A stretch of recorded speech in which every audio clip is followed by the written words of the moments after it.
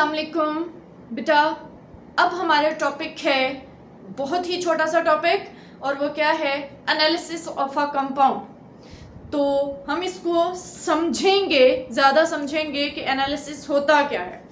तो हम देखते हैं एनालिसिस ऑफ कंपाउंड। कंपाउंड को दो तरीके से एनालाइज किया जाता है।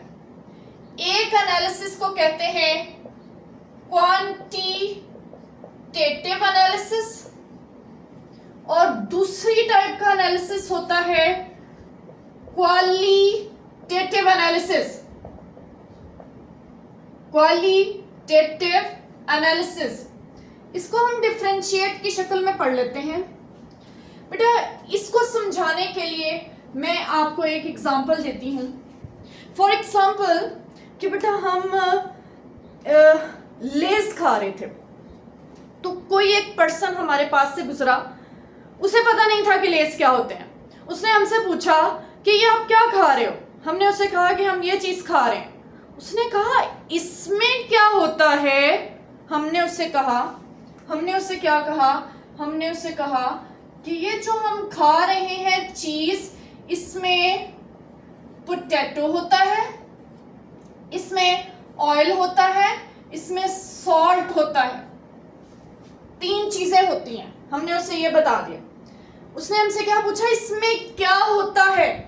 जब बेटा क्वेश्चन हो कि क्या होता है इसमें, तो उसे हम कहते हैं क्वालिटेटिव एनालिसिस। जैसे हमने ये क्वालिटेटिव एनालिसिस किया लेज का।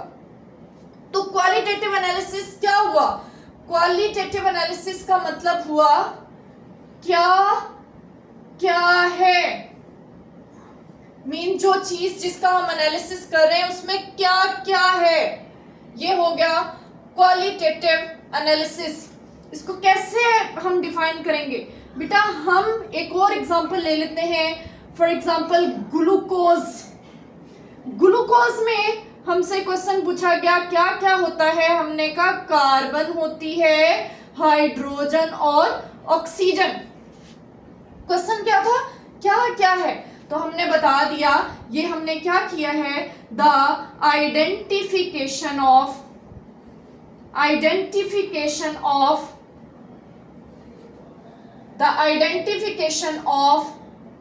Different elements present in a compound। किसी कंपाउंड में कौन कौन से एलिमेंट्स हैं, इसे क्वालिटेटिव एनालिसिस कहते हैं। फॉर एग्जांपल, इसकी एग्जांपल हम अब ले लेते हैं बेटा एलिमेंटल एनालिसिस। नाम से जाहिर है कि इसमें हम क्या देखते होंगे, इसमें हम देखते हैं कि कौन कौन से एलिमेंट्स पाए जा रहे हैं किसी कंपाउंड में। इसके अलावा बेटा हम प्रैक्टिकल करवाते हैं। पार्ट 2 का प्रैक्टिकल है सॉल्ट एनालिसिस। कोई गिवन हमें सॉल्ट दिया हुआ है, हमने फाइंड करना है कि सॉल्ट में कौन सा कैटाइन है और कौन सा एनाइन है। ये नहीं बताना कि कितने हैं, सिर्फ ये बताना है कौन सा कैटाइन है और कौन सा एनाइन है। इसे कहते हैं सॉल्ट एनालिसिस। और ये कौन सा एनालिसिस हुआ, क्वालिटेटिव एनालिसिस।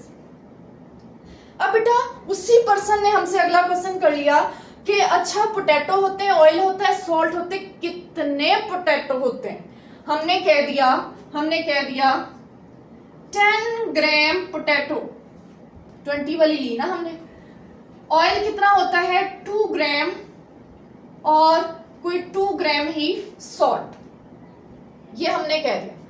बेटा अब उसने हमसे क्वेश्चन क्या पूछा, कितने पोटैटो हैं, कितना ऑयल है, कितना सॉल्ट है। सेम ग्लूकोज में हमसे क्वेश्चन पूछा कितने कार्बन है। हमने कहा 6 कार्बन है, 12 हाइड्रोजन है, 6 ऑक्सीजन है। अगेन क्या हुआ, क्या कितना है। जब कितना है का क्वेश्चन पूछा जाए तो वो होता है क्वांटिटेटिव एनालिसिस, कितना है।